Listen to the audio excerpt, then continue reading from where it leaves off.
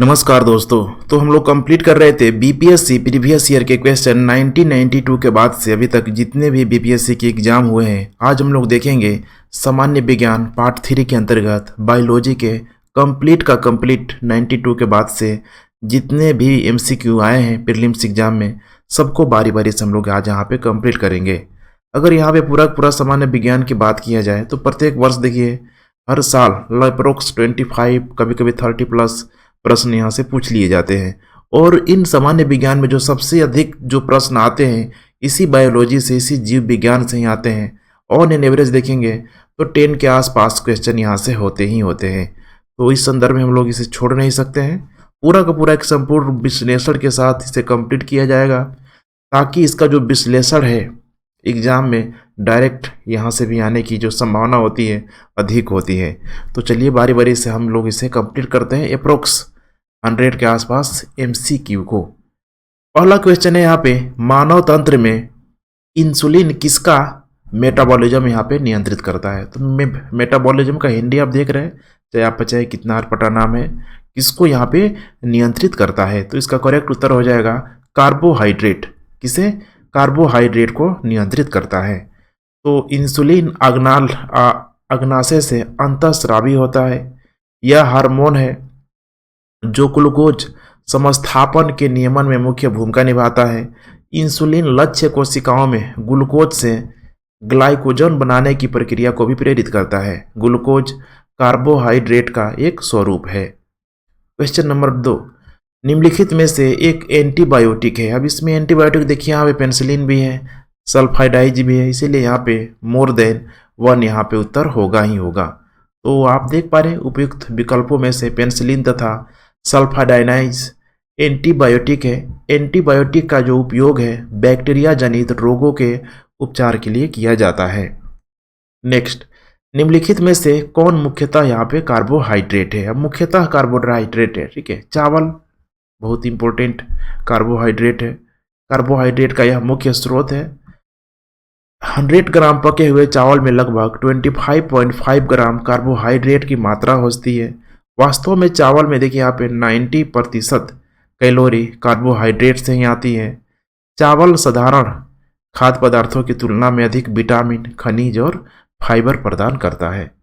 Next, कीट संवर्धन यहाँ पे क्या है। तो कीटों की वृद्धि करने का विज्ञान है, यही है कीट संवर्धन जिसको बोला गया। तो कीट संवर्धन कीटों की वृद्धि करने का विज्ञान है। केंचुआ कृषकों का मित्र बोला गया एवं भूमि का अंत भी कहा जाया। केंचुआ खाद या वर्मी कंपोस्ट पोषक पदार्थों से भरपूर एक उत्तम जैव उर्वरक है। क्वेश्चन नंबर 5, जेनेटिक्स निम्न में से किसका उदाहरण है। तो ये है यहाँ पे जेनेटिक्स म्यूटेशन, ठीक है, आनुवंशिकता और विचरण का। तो जेनेटिक्स जीव विज्ञान की वह शाखा है जिसके अंतर्गत जीवधारियों में जीनों, आनुवंशिकता और विचरण का अध्ययन किया जाता है। नेक्स्ट, लौंग पौधे के निम्नलिखित में से किस भाग से यहाँ पे प्राप्त होते हैं। तो लौंग की बात की जा रही है कि पौधे के, ठीक है, शुष्क पुष्प कली के रूप में इसका उपयोग किया जाता है, यहीं से लौंग पाया जाता है। तो यूजीनिया बहुत इंपॉर्टेंट नाम है। यूजीनिया कैरूफाइलेटा नामक मध्यम कद वाले सदाबहार वृक्ष की सूखी हुई पुष्प कलिका है। नेक्स्ट, पादप कली है। पादप कली है, क्या है ये? एक भ्रूणीय टहनी। तो वनस्पति विज्ञान में किसी अविकसित प्ररोह को कली या कलिका कहते हैं। यह किसी पत्ती के कक्ष पर या तने के अंतिम छोर पर उत्पन्न होती है। नेक्स्ट, पौधे जो नमक युक्त मिट्टी में उगते हैं उनको कहा जाता है हैलोफाइट बोला गया, ध्यान रखिएगा, हैलोफाइट। तो जो भी यहाँ पे सेलेनिटी की बात की जा रही है, लवण मृदोभिद, उन पादपों को कहते हैं जो उच्च लवण युक्त जल में पैदा होते हैं। नेक्स्ट, इलेक्ट्रॉन एन्सेफेलोग्राम निम्न में से किसकी निगरानी के लिए उपयोग होता है। ये होता है मस्तिष्क की निगरानी के लिए इसका प्रयोग किया जाता है। बीपीएससी 2018 में ऑलरेडी से पूछा गया है। इसमें प्रोसेस क्या होता है, तो EEG है यहाँ पे। इसकी मस्तिष्क की विद्युतीय गतिविधियों को मापने वाला यंत्र है। जीवों में अत्यधिक विविधता का कारण है, किस कारण है अत्यधिक विविधता का कारण है यहाँ पे उत्परिवर्तन, ध्यान रखिएगा, उत्परिवर्तन। तो वैज्ञानिकों का वह समूह जिसने प्रकृतिवाद के सिद्धांत को आधुनिक रूप दिया, उसे नव डार्विनवाद कहते हैं। डार्विन बहुत इंपॉर्टेंट नाम है। आधुनिक नव डार्विनवादियों के अनुसार जीन में साधारण परिवर्तनों के उपरांत नए जीव बनते हैं, जिससे उनमें विभिन्नताएं बढ़ जाती है। इन परिवर्तनों को उत्परिवर्तन कहते हैं। ये परिवर्तन स्पष्टतः वंशानुगत होते हैं तथा पीढ़ियों में वर्ण द्वारा नई जातियों की उत्पत्ति होती है। नेक्स्ट, मेंडल के आनुवंशिकता का सिद्धांत किस पर यहाँ पे आधारित है? ये है लैंगिक जनन पे आधारित। मेंडल के आनुवंशिकता का सिद्धांत लैंगिक जनन पर आधारित है। डीएनए की खोज यहाँ पे किसने की? अब डीएनए की खोज यहाँ पे ध्यान रखिएगा, ठीक है। यहाँ पे इसका जो आंसर है यहाँ पे ई रखा गया है, उपयुक्त में से यहाँ पे कोई नहीं।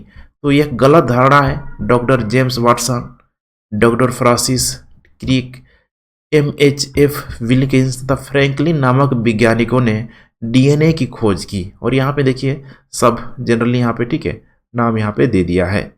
वस्तुतः इन वैज्ञानिकों ने एक्सरे विश्लेषण द्वारा वर्ष 1953 में डीएनए का कुंडलीकरण विन्यास प्रस्तुत किया था।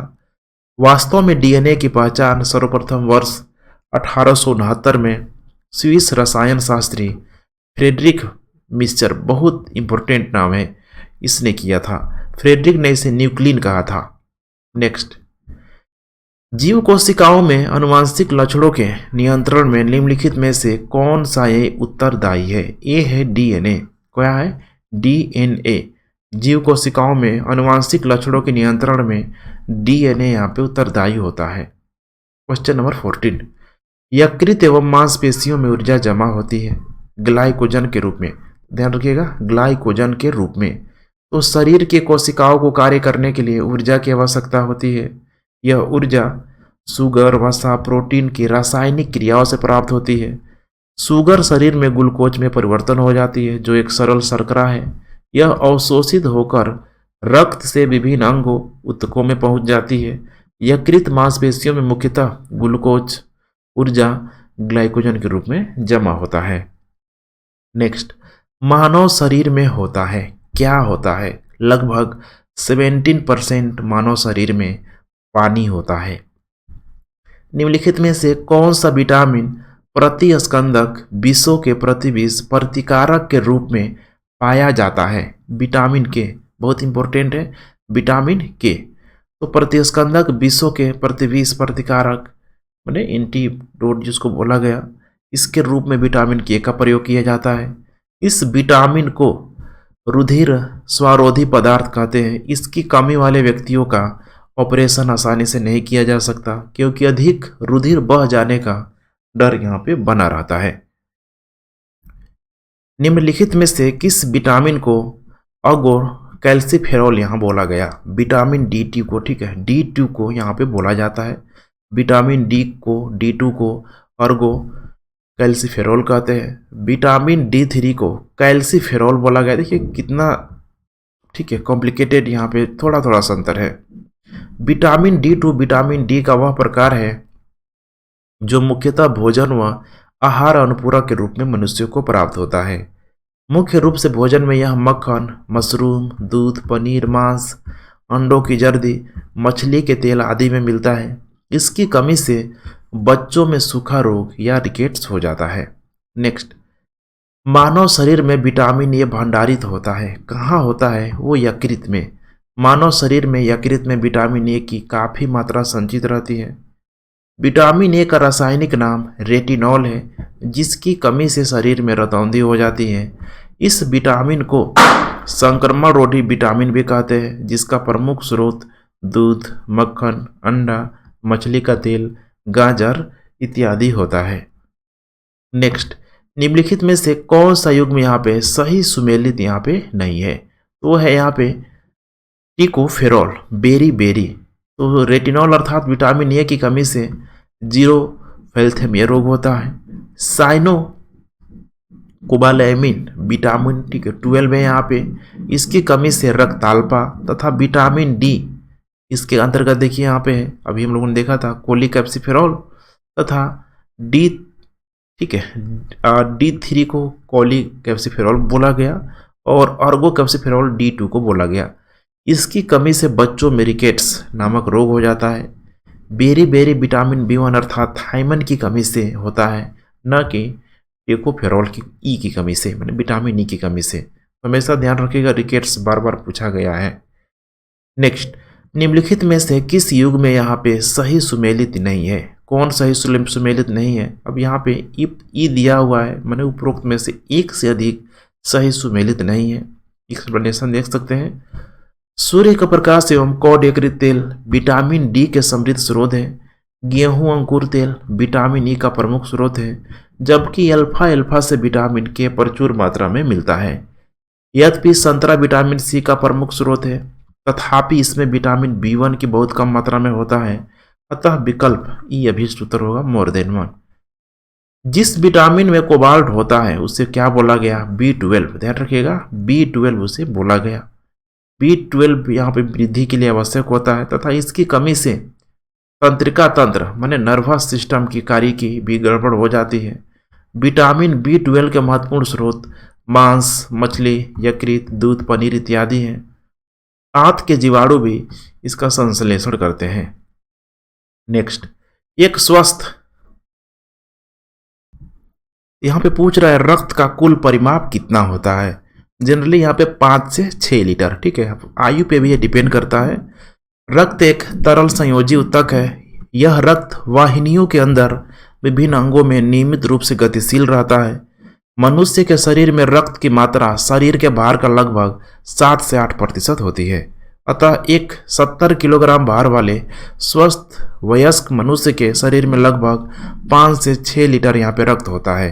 अब यहाँ पे देखिए 70 किलोग्राम भार वाले एक स्वस्थ मनुष्य के लिए बोला जा रहा है, जो उसके संपूर्ण शरीर के भार का लगभग 1/13 भाग होता है। नेक्स्ट 23, इनमें से रक्त दाब का मापक यंत्र कौन सा है? वो है स्फिगो मैनोमीटर। कौन सा है? स्फिगो मैमो, ठीक है, मीटर। तो मनुष्य का औसत रक्तचाप यहाँ पे, ठीक है, हाई BP की बात की जा रही है, ब्लड प्रेशर के 120/80 जनरल स्वस्थ मनुष्य के लिए होता है। अगर आप स्वस्थ हैं, वह आयु आपका ठीक है, एकदम बिल्कुल नौजवान है, तो फिर इतना ही के आसपास आएगा। 5-10 घटते बढ़ते रहता है, उसमें दिक्कत नहीं है। धमनियों में रक्त दाब की 2 अवस्थाएं होती हैं। पहले को प्रकुचन दाब सिस्टोलिक प्रेशर तथा दूसरे को प्रसारण दाब डायस्टोलिक प्रेशर कहते हैं। सामान्य तौर पर संकुचन दाब 120 मिली यहाँ पे Hg दिया है मरकरी, तथा प्रसारण दाब 80 ml यहाँ पे Hg होता है। रक्त चाप को डॉक्टर स्फिगो मैनोमीटर यंत्र द्वारा मापता है। नेक्स्ट 24, वृक्क से प्रति मिनट औसत रक्त प्रवाह होता है। कितना होता है? तो 1200 सीसी। ध्यान रखिएगा, 1200 सीसी। वृक्क मानव शरीर का एक महत्वपूर्ण अंग है। इसका मुख्य कार्य रक्त की शुद्धि के साथ शरीर से विषाक्त पदार्थों को मूत्र के माध्यम से बाहर निकालना होता है। मानव वृक्क प्रतिदिन लगभग 1500 लीटर रक्त की शुद्धि करता है तथा लगभग 1.5 लीटर मूत्र में तब्दील करता है।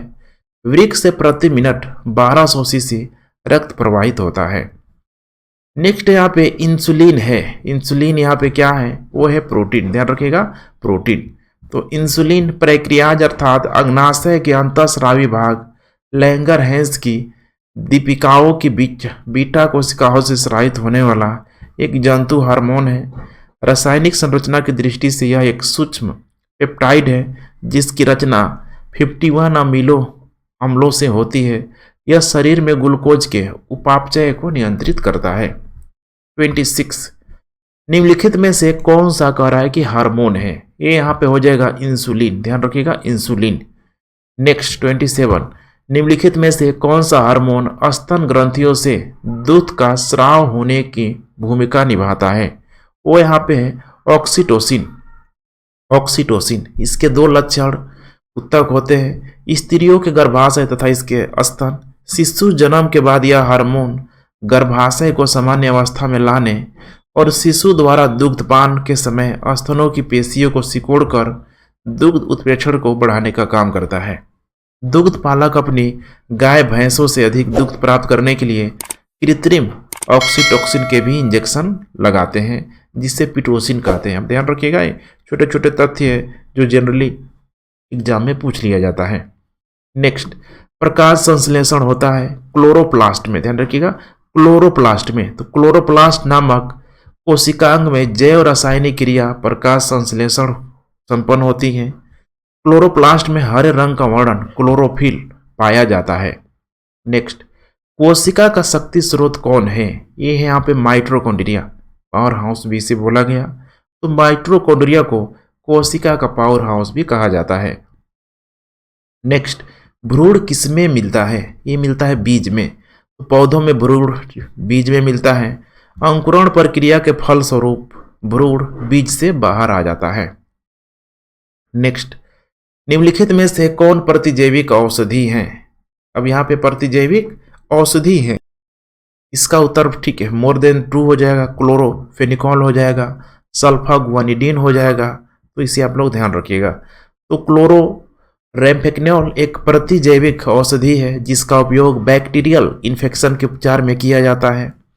सल्फागुआनिडीन एक प्रकार का सल्फोनामाइड प्रतिजैविक है जो जीवाणु रोधी एजेंट के रूप में कार्य करता है। इस प्रकार इस प्रश्न के लिए एक से अधिक विकल्प यहाँ पे सही हो जाएगा। नेक्स्ट, टाइफाइड तथा कॉलरा विशेष उदाहरण है जलजन्य रोगों के लिए। तो टाइफाइड तथा कॉलरा जलजन्य रोगों के उदाहरण है। टाइफाइड रोग का कारण सल्मोनेला टाइफी तथा कॉलरा का कारण विब्रियो कोलेरी नामक जीवाणु होता है। पीने के जल के उचित उपचार द्वारा इन्हें फैलने से रोका जा सकता है। मनुष्य में एफ्लाटॉनिक्स खाद्य विषाक्तता द्वारा सामान्यतः कौन सा अंग यहाँ पे प्रभावित होता है? सबसे प्रभावित होता है यहाँ पे यकृत। क्या होता है? यकृत। यकृत एक मुख्य पाचक ग्रंथि है जो कि खाद्य विषाक्तता द्वारा प्रभावित हो जाती है। एफ्लाटॉक्सिन नामक जहरीला पदार्थ कुछ कवक जैसे एस्परजिलस तथा पेनिसिलियम की कुछ प्रजातियां उत्पन्न कर भोजन को विषाक्त कर देती है। नेक्स्ट, ओंकोजीन संबंधित है, किससे संबंधित है? कर्क रोग से।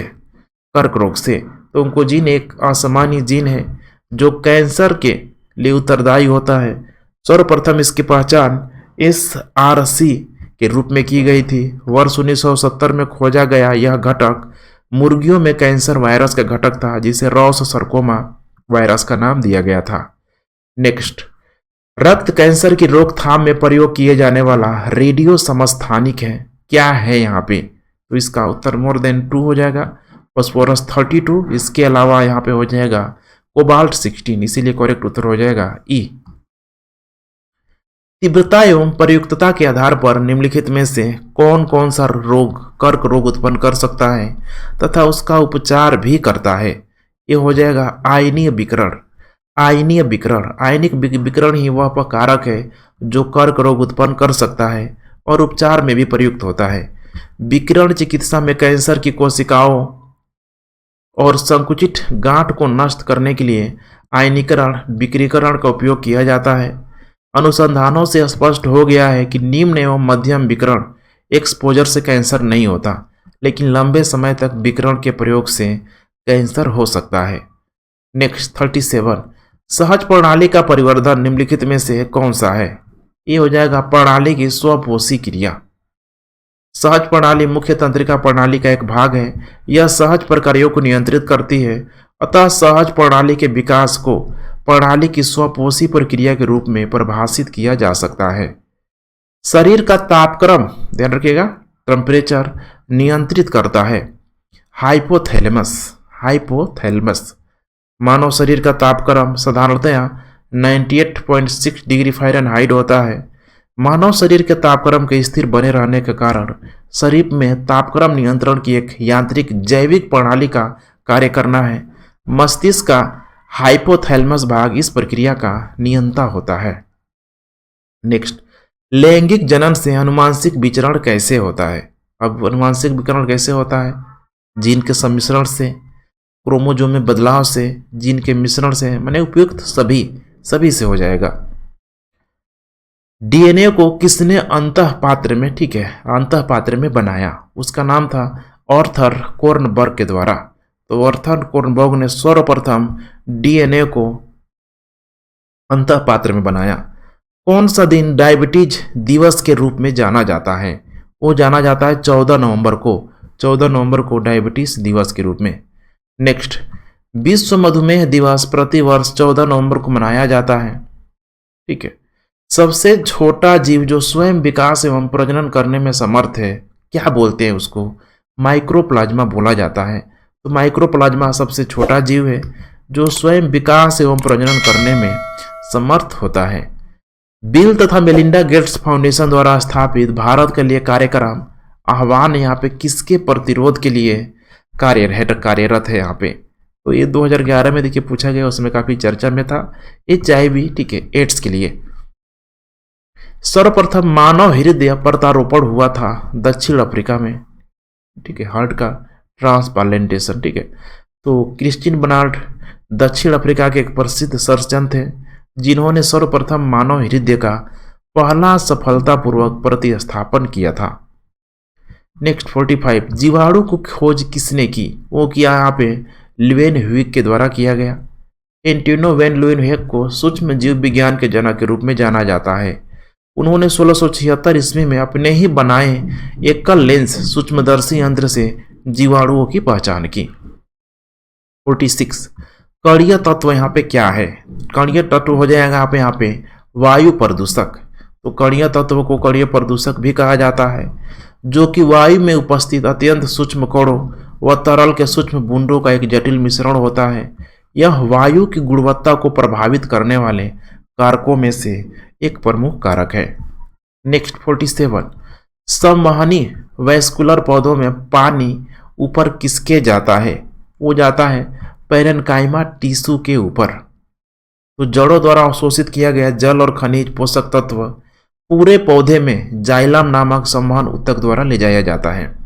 नेक्स्ट 48, सेल्सियस स्केल पर मानव शरीर का सामान्यतः यहाँ पे तापक्रम होता है 90, ठीक है, सॉरी सेल्सियस, यहाँ पे फ़ारेनहाइट नहीं है, 36.9 डिग्री सेल्सियस।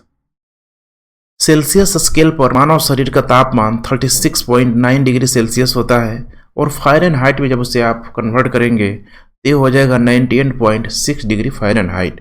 तो सेल्सियस की यूनिट काफ़ी, ठीक है, बड़ा होता है, आप देख पा रहे हैं। सर्वदाता वर्ग के रक्तदाता का रक्त ग्रुप यहाँ पे होता है, माने डोनर, यूनिवर्सल डोनर भी इसे बोला गया। वो है यहाँ पे ओ निगेटिव रहता है और बेटर ऑप्शन है। तो ओ वर्गधारी व्यक्ति जिसका भी ब्लड ग्रुप ओ है सभी वर्गों को रक्तदान कर सकता है, इसीलिए इसे सर्वदाता कहते हैं। यह ध्यान देने बात है कि AB वर्ग वाले व्यक्ति को किसी भी वर्ग का रुधिर दिया जा सकता है। AB वर्ग वो माने किसी भी वर्ग का उसको, ठीक है, ब्लड दिया जा सकता है, कोई दिक्कत नहीं है। परंतु इसके जस्ट देखिए उल्टा पूरी तरीके से सही नहीं है, इसका रुधिर किसी दूसरे रुधिर के व्यक्ति को नहीं दिया जा सकता।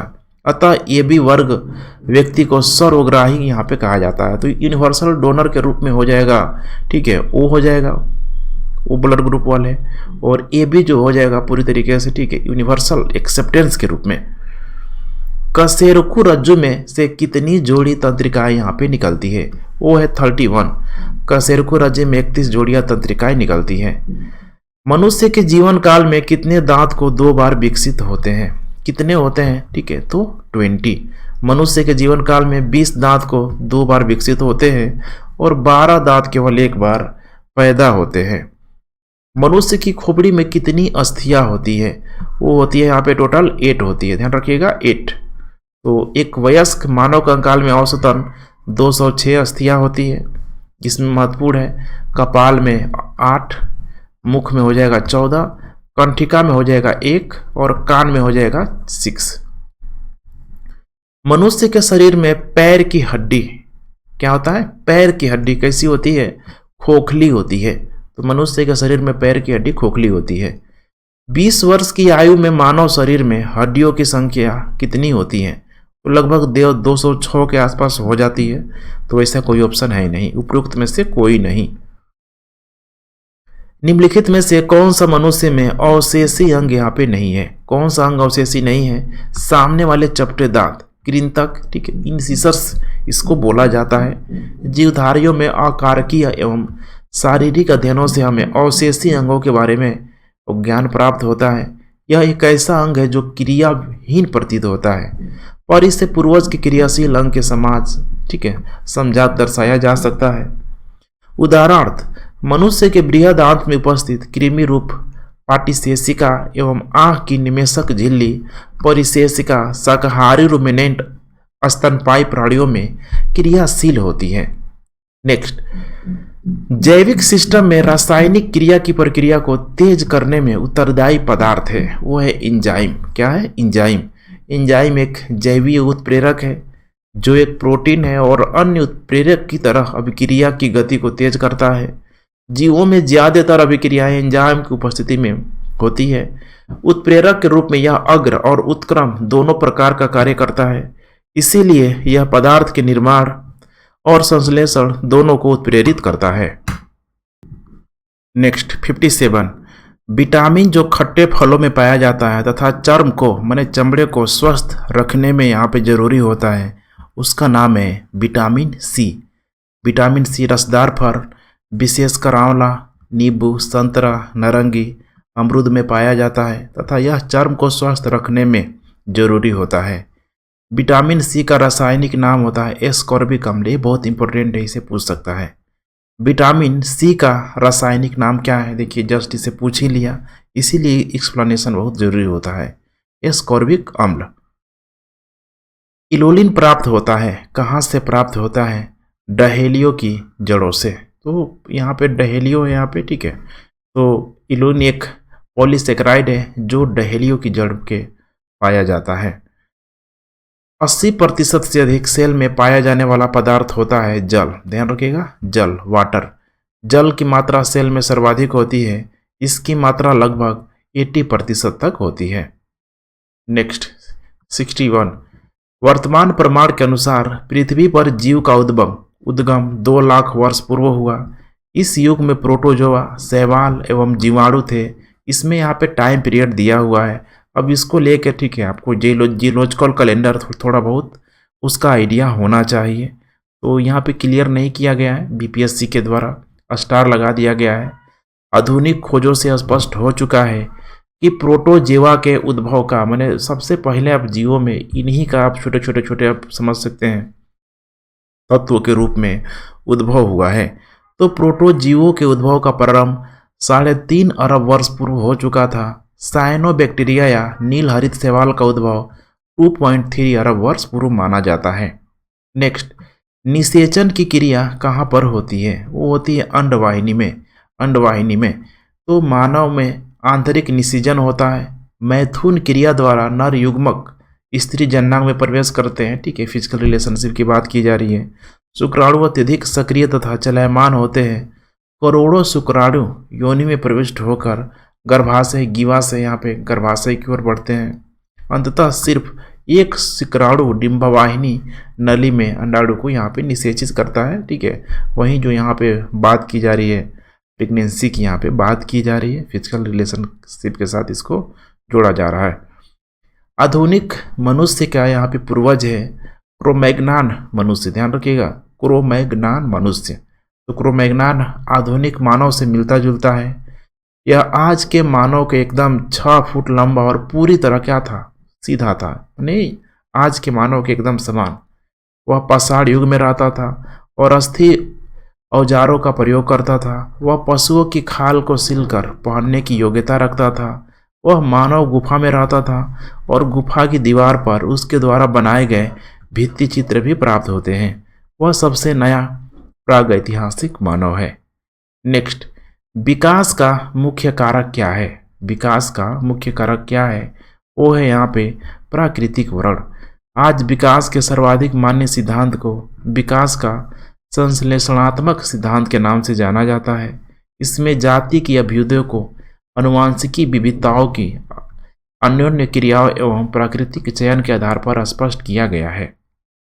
नेक्स्ट, प्रतिवर्ती क्रियाओं का नियंत्रण केंद्र कहाँ पर है? इसका जो नियंत्रण केंद्र है कशेरुकी यहाँ पे रज्जु में, स्पाइनल कॉर्ड की यहाँ पे बात की जा रही है। प्रतिवर्ती क्रियाओं का नियंत्रण कशेरुकी रज्जु में होता है। मेरुरज्जु एक बेलनाकार संरचना है। यह मेंडुला और ऑब्लंगेटा से आरंभ होकर कशेरुकी दंड से घिरा हुआ नीचे की ओर विस्तारित होता है। यह भी मस्तिष्क आवरण द्वारा ढका रहता है। कुल मिलाकर 31 जोड़ी मेरु तंत्रिकाएं मेरुरज्जु से निकलती है। नेक्स्ट 66, विकास का कारण है क्या है?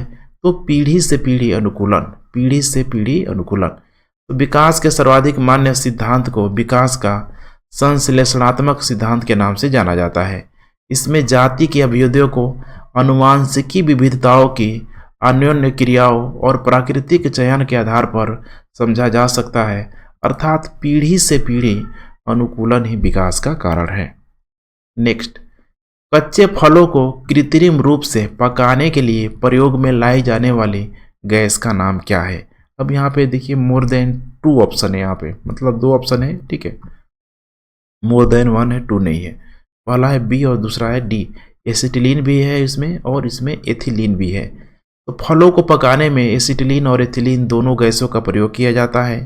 यद्यपि वर्तमान में एसिटिलीन के द्वारा फल पकाने पर प्रतिबंध लगा दिया है। प्राकृतिक रूप से फल एथिलीन हार्मोन द्वारा पकता है। कृत्रिम रूप से फल पकाने के लिए भी एथिलीन गैस का प्रयोग किया जा रहा है। माँ पौधे की भांति पौधा मिलता है इन दोनों से, माने बीजों से भी और तना काट के भी इन दोनों से मिल जाता है।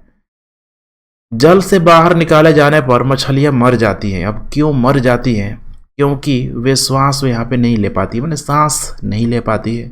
इसीलिए हवा में लगभग 21% ऑक्सीजन है तथा पानी में भार की तुलना में लगभग 0.5 से लेकर 0.9% तापमान पर निर्भर करते हुए ऑक्सीजन है। किंतु अधिकतर मछलियाँ यदि पानी से बाहर निकाल दिया जाए तो यहाँ पे ऑक्सीजन की मात्रा की कमी से होने वाली घुटन के कारण मर जाती है। इसका कारण यह है कि जहाँ पानी में बहाव के साथ साथ गैसों का आदान प्रदान भी होता है, पतले चपटे गलफड़े एक गीले कागज की भांति कार्य करता है। पानी से बाहर निकलने पर ये सब गलफड़े आपस में जुड़ जाते हैं, जिसके कारण सतही क्षेत्र कम हो जाता है। घटते हुए सतही क्षेत्र के कारण गैसों का आदान प्रदान कम हो जाता है और मछली की मृत्यु हो जाती है। तो इसीलिए आप लोगों ने कहानी सुना होगा, मछली जल की रानी है, ठीक है, तो वही है, बाहर निकालो मर जाएगी। क्यों मर जाएगी? क्योंकि ऑक्सीजन में, ठीक, माने ऑक्सीजन जो जल में उपलब्ध होता है उसी को, ठीक है, वो लेती है। बाहर निकालेंगे तो डायरेक्ट देखिए यहाँ पे O2 के फॉर्म में है, ना कि सीधे, ठीक है, O है यहाँ पे। मधुमक्खी कॉलोनी के सदस्य एक दूसरे को किस प्रकार यहाँ पे पहचानते हैं? वो है यहाँ पे गंध से। लगभग सभी पक्षियों में सूचनाओं के आदान प्रदान करने की विधियाँ होती है। ये दृष्टि, आवाज, स्पर्श अपने गंध द्वारा सूचनाओं का आदान प्रदान करते हैं। मधुमक्खियाँ भोजन की दिशा तथा उसके स्रोत को बताने के लिए विभिन्न नृत्य मुद्राएं करती हैं, जबकि एक दूसरे को गंध से पहचानती हैं। नेक्स्ट, मायोग्लोबिन में कौन सी धातु होती है? लोहा, ध्यान रखिएगा, लोहा। मायोग्लोबिन लोहा और ऑक्सीजन युक्त प्रोटीन है जो सभी स्तनधारियों की मांसपेशियों में पाया जाता है, जबकि हीमोग्लोबिन रक्त में लाल रक्त, ठीक है, कणिका में पाया जाता है। मनुष्य के शरीर में खून के शुद्धिकरण की प्रक्रिया को कहते हैं, इसको डायलिसिस बोलते हैं, ठीक है। आमतौर में प्रयोग किया जाता है यहाँ पे मेडिकल जगहों पे। मनुष्य के शरीर में रक्त शुद्धिकरण की प्रक्रिया को डायलिसिस कहा जाता है। निम्न में से किसकी कमी से मधुमेह हो जाता है? इंसुलिन, ध्यान रखिएगा, इंसुलिन। इंसुलिन की कमी से मनुष्य को मधुमेह होता है। इंसुलिन का मुख्य कार्य रुधिर में ग्लूकोज का नियंत्रण करना होता है। इसकी कमी से रक्त में ग्लूकोज का यहाँ पे नियंत्रण नहीं हो पाता।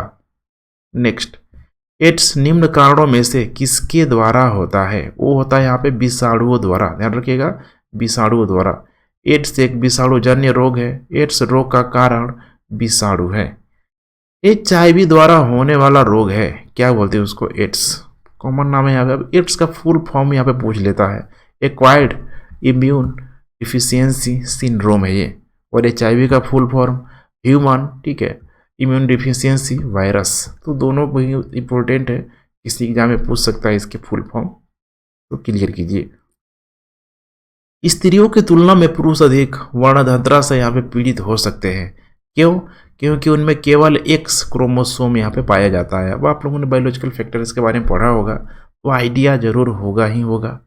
स्त्रियों की तुलना में पुरुष वर्णदंत्रा से पीड़ित होना जाते हैं क्योंकि स्त्रियों में 2 क्रोमोसोम माने लिंग निर्धारक क्रोमोसोम होते हैं, जिसमें एक X जो वर्णधाता के जीन को यदि वहन करता है तो दूसरा सामान्य X क्रोमोसोम उसे संतुलित कर देता है। इस तरह महिला केवल वाहक का कार्य करती है पीड़ित नहीं होती, जबकि पुरुष यहाँ पे रोगग्रस्त हो जाता है। एस्पिरिन कह रहा है कि कहाँ से मिलती है। एस्पिरिन मिलती है एक पेड़ से। एस्पिरिन और एंटीपायरेटिक दवाएं वेदना निवारक का काम करती है। इन दवाओं को विलो माने वृक्ष की छाया से प्राप्त किया जाता है। नेक्स्ट, गेहूं की खेती के लिए कौन से उर्वरक का प्रयोग करेंगे। इसमें प्रयोग करेंगे हम लोग अधिकतर मात्रा में नाइट्रोजन का। गेहूं की खेती के लिए नाइट्रोजन युक्त उर्वरक का प्रयोग किया जाता है जो यूरिया में मिलता है। क्लोरोफिल में कौन सा धातु आयन में पाया जाता है। वो है यहाँ पे मैग्नीशियम, ध्यान रखिएगा मैग्नीशियम। क्लोरोफिल में मैग्नीशियम आयन पाया जाता है। क्लोरोफिल पौधों में उपस्थित हरे प्रकाश संश्लेषण वर्णक है। यह प्रकाश ऊर्जा को प्रकाश संश्लेषण क्रिया के माध्यम से रासायनिक ऊर्जा में बदलने की प्रक्रिया की शुरुआत करता है।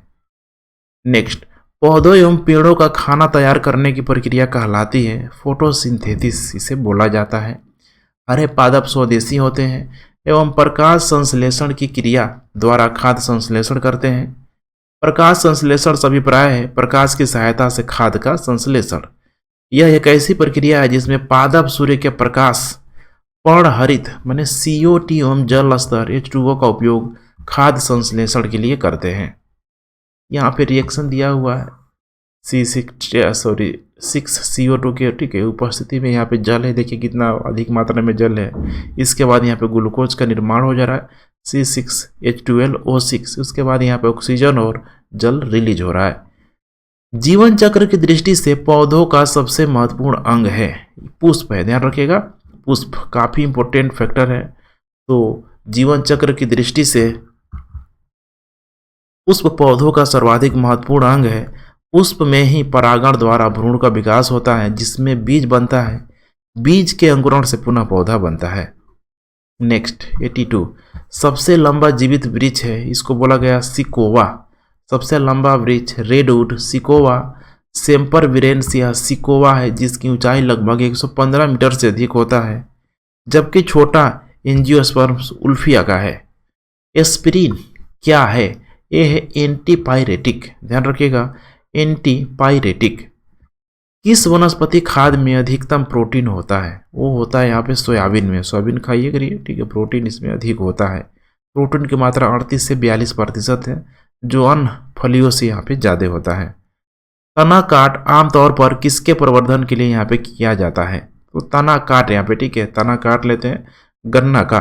तो गन्ना का कायिक प्रवर्धन डाली कलम या पीढ़ी द्वारा होता है, लेकिन हर मुड़ी फसल के साथ उपज हर बार घटती जाती है और इसलिए हर 3-4 वर्ष बाद ताजी डालियों का पुनः यहाँ पर रोपण करना पड़ता है। तो देखिए एक बार गन्ना जो लोग, ठीक है, उसको रोप देता है, उसको 2 बार 3 बार, ठीक है, डिपेंड करता है मिट्टी की उपजाऊपन कैसी है, तो लोग काटते रहते हैं। संसार का सबसे बड़ा पुष्प है कौन है। रेफलेसिया। कौन है। रेफलेसिया। संसार का सबसे बड़ा फूल रेफलेसिया है। यह इंडोनियाई वर्षा वन में डॉक्टर जोसेफ अर्नोल्ड द्वारा 1818 ईस्वी में पहली बार खोजा गया। इस फूल का व्यास देखिए 100 सेंटीमीटर इतना बड़ा है तथा वजन लगभग 10 किलोग्राम तक होता है। हरगोविंद खुराना को किस आविष्कार के लिए सम्मानित किया गया था। उनको जीन के संश्लेषण के लिए, बहुत इंपॉर्टेंट नाम है खासकर भारत के लिए। तो हरगोविंद खुराना को जीन संश्लेषण के लिए 1968 में चिकित्सा का नोबेल पुरस्कार दिया गया। उन्होंने अपनी खोज से अनुवांशिकी कोड की व्याख्या की और प्रोटीन संश्लेषण में इसकी भूमिका का पता लगाया। डॉक्टरों द्वारा एनेस्थीसिया के रूप में प्रयोग होने वाला हास्य गैस है यहाँ पे नाइट्रस ऑक्साइड, ध्यान रखिएगा नाइट्रस ऑक्साइड। आर्कियोप्टेरिक्स है यहाँ पे क्या है। तो जुरासिक युग का सर्वपुरातन पक्षी, ध्यान रखिएगा जुरासिक युग का सर्वपुरातन पक्षी। डॉल्फिन वर्गीकृत किए जाते हैं कहाँ। यहाँ पे डॉल्फिन वर्गीकृत किए जाते हैं स्तनी में, ध्यान रखिएगा अस्तनी में।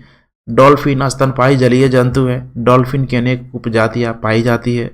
इसमें से गंगा डॉल्फिन भारत की राष्ट्रीय जलीय जीव है।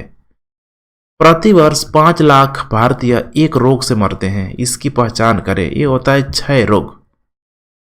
भारत में क्षय रोग से वर्ष 2016 से 4.2 लाख लोगों की मृत्यु हो चुकी है। क्षय रोग का कारण जीवाणु है जो उसका नाम है माइक्रोबैक्टीरियम ट्यूबरकुलोसिस। क्षय रोग से मनुष्य का फेफड़ा प्रभावित होता है। शर्कराओं में सबसे मीठी है, क्या है? फ्रक्टोज। नेक्स्ट, मटर पौधा होता है किसका? साग का। मटर साग कुल का द्विबीज पत्री पौधा है, यह रबी की फसल है। स्वर्ण रेखा, अपर्णा, पारस, अंबिका आदि इसकी प्रमुख प्रजातियां हैं।